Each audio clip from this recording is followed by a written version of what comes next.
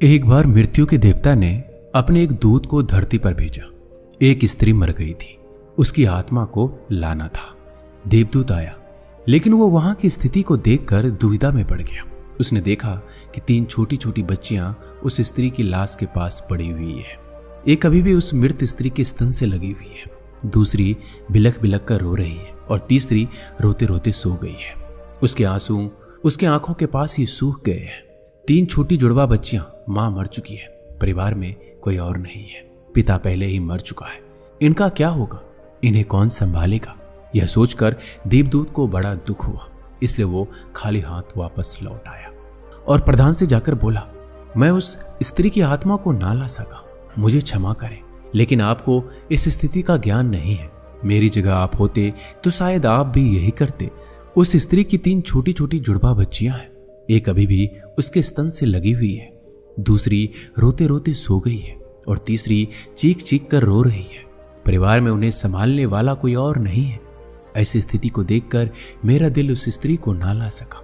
क्या ऐसा नहीं हो सकता कि उस स्त्री को कुछ और समय दे दिया जाए ताकि बच्चियां थोड़ी और बड़ी हो जाए? यह सुनकर मृत्यु का देवता जोर से हंसा और बोला, तू तो ज्यादा समझदार हो गया है। उस परमात्मा से भी, जिसकी मर्जी से जीवन मिलता है और जिसकी मर्जी से मृत्यु, तूने पाप तो बहुत बड़ा किया है और इसकी सजा तुझे मिलेगी। और सजा यह है कि तुझे पृथ्वी पर फेंक दिया जाएगा और तू तब तक वापस नहीं आ सकता जब तक तू अपनी इस मूर्खता पर 3 बार हंस नहीं लेगा। देवदूत राजी हो गया। इस सजा को भोगने के लिए उसे भरोसा था कि मैं तो सही हूं, फिर हंसने का मौका ही नहीं आएगा। देवदूत को जमीन पर फेंक दिया गया। ठंड का मौसम था। वो एक सड़क के किनारे नग्न अवस्था में पड़ा हुआ था। उसी समय एक चमार उस स्थान से गुजरा। वह कुछ पैसों की व्यवस्था करके ठंड के मौसम में अपने बच्चों के लिए गर्म कपड़े और कंबल लेने बाजार जा रहा था। रास्ते में उसने एक नग्न व्यक्ति को ठंड में ठिठुरते देखा तो उस व्यक्ति पर दया आ गई। उसने अपने बच्चों के लिए गर्म कपड़े और कंबल लेने के बजाय उस नग्न देवदूत के लिए कपड़े और कंबल खरीद लिए। उस नंगे व्यक्ति ने कहा, मेरा कोई घर परिवार नहीं है, ना ही रहने की व्यवस्था है। इस भयानक ठंड में मैं क्या करूंगा? चमार ने कहा, तू चिंता मत कर, तू मेरे साथ मेरे घर में रहना, लेकिन ध्यान रखना, मैं अपने बच्चों और पत्नी के कपड़ों के लिए जो पैसा लाया था उससे मैंने तेरे लिए कंबल और कपड़े खरीद लिए हैं और अब तुझे घर भी ले जा रहा हूं। शायद इसलिए मेरी पत्नी गुस्सा होगी और शायद भला बुरा भी कहेगी, लेकिन तू परेशान मत होना, कुछ दिनों में सब कुछ ठीक हो जाएगा। उस देवदूत को लेकर चमार घर पहुंचा और ना तो चमार को पता था कि जिसे वो ले जा रहा है वो एक देवदूत है, ना ही उसकी पत्नी को पता था कि जो आया है वह देवदूत है, जिसके आते ही घर में खुशियां की बाढ़ आ जाएगी। जैसे ही चमार देवदूत को लेकर घर पहुंचा और पत्नी को सारी घटना बताई तो पत्नी गुस्से से आग बबूला हो गई। वह चमार पर बरस पड़ी, बहुत भला बुरा कहा, वो बहुत चीखी चिल्लाई। उस दिन देवदूत पहली बार हंसा। चमार ने पूछा, क्या बात है, हंसते क्यों? देवदूत ने कहा, जब मैं 3 बार हंस लूंगा तो हंसने का कारण भी बता दूंगा। देवदूत पहली बार हंसा क्योंकि उसे लगा कि चमार की पत्नी ये नहीं देख पा रही है कि घर में देवदूत आया है, जिसके आते ही घर में हजारों खुशियों के द्वार खुल जाएंगे। लेकिन उनकी गलती भी नहीं थी। व्यक्ति देख ही कितनी दूर सकता है, बस वो इतना ही देख पा रही थी कि बच्चों के कपड़े और कंबल चले गए।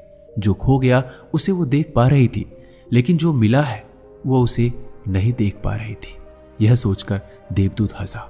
क्योंकि वह देवदूत था इसलिए सिर्फ 10 ही दिनों में उसने चमार का सारा काम सीख लिया। वह जूते बनाने लगा और सिर्फ कुछ ही महीनों में उसके जूते इतने बिके कि चमार अमीर हो गया। साल भर में सारे देश में यह बात फैल गई कि उसके जैसे जूते कहीं और नहीं बन सकते। राजाओं और सम्राटों के जूते अब यही बनने लगे थे। चमार के घर धन की बारिश होने लगी। सब खुश थे और सब कुछ अच्छा चल रहा था। एक दिन सम्राट का एक आदमी आया और बोला, ये चमड़ा बड़ा कीमती है, आसानी से नहीं मिलता, कोई गलती नहीं होनी चाहिए। सम्राट के लिए जूते बनाने हैं, ध्यान रखना कि जूते ही बनानी है, चप्पल नहीं। उस राज्य में ऐसी प्रथा थी कि जब कोई व्यक्ति मर जाता था तो उसे चमड़े के चप्पल पहनाकर चिता पर लिटाया जाता था। चमार ने भी देवदूत से कहा कि चप्पल मत बना देना, जूते ही बनाना, सम्राट का स्पष्ट आदेश है। और ध्यान रखना, चमड़ा सिर्फ इतना ही है, कोई गलती मत करना वरना बड़ी मुसीबत में फंस सकते हैं। सम्राट का काम है। इतना कहने के बाद भी देवदूत ने उस चमड़े से चप्पल ही बनाई। जब चमार ने देखा कि देवदूत ने जूते की जगह चप्पल बनाई है तो वह आग बबूला हो गया। वो गुस्से में इतना पागल हो गया कि डंडा लेकर देवदूत को मारने लगा। उसने कहा, तुझे बार बार समझाया था कि जूते ही बनाना, लेकिन तूने चप्पल बना दी।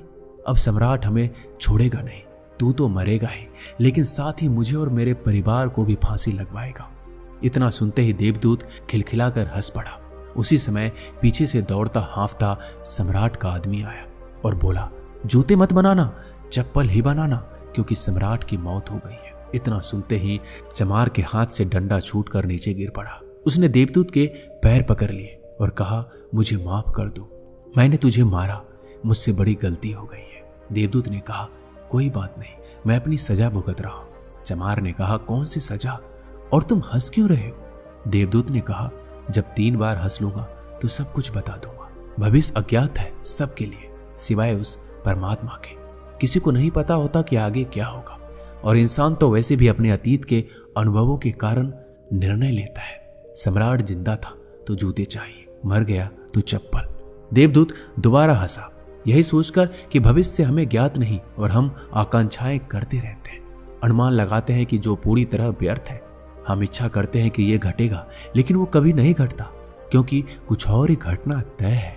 हमारी नीति बिना हमसे पूछे चलती है, लेकिन हम बेवजह हो हल्ला मचाते रहते हैं। चाहिए चप्पल, लेकिन जूते बनवाते हैं। मरने का समय नजदीक आ रहा है, लेकिन हम जिंदगी का आयोजन करते हैं।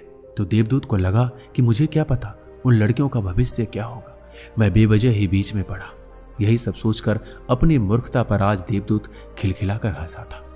इसी प्रकार कुछ वर्षों के बाद एक तीसरी घटना घटी। देवदूत चमार की दुकान पर बैठा जूता बना रहा था। तभी वहां 3 जवान लड़कियां एक बूढ़ी औरत के साथ आई। उन तीनों की शादी होने वाली थी।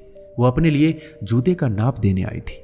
देवदूत उन्हें देखते ही पहचान गया कि वो तीनों वही लड़कियां हैं जिन्हें वो उनकी मृत मां के पास छोड़कर आया था, जिनके कारण वह आज सजा भुगत रहा है। वो तीनों देखने में स्वस्थ थी, सुंदर थी। उन्हें देखकर लग रहा था जैसे वो किसी बड़े घराने में पली बड़ी हो।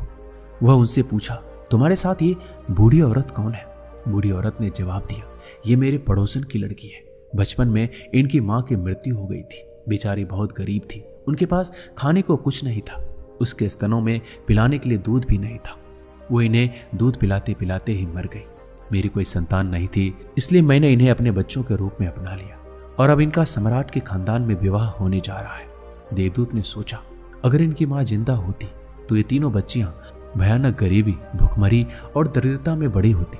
क्योंकि मां मर गई, इसलिए इनका लालन पालन इतने धनी परिवार में हुआ, और अब इस बूढ़ी औरत की सारी धन दौलत की यही तीनों मालकिन है। उस दिन देवदूत अपनी मूर्खता पर तीसरी बार हंसा। उसने उन तीनों लड़कियों के लिए अब तक के सबसे शानदार जूते बनाए और चमार से आकर सारी बात कह सुनाई कि ये तीनों कारण थे मेरे हंसने के। मेरी गलती थी जिसकी मुझे सजा मिली।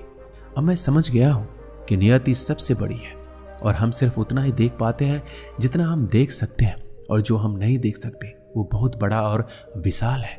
जो हम देख सकते हैं उससे हम उस बात का सटीक अंदाजा नहीं लगा सकते जो घटित होने वाला है।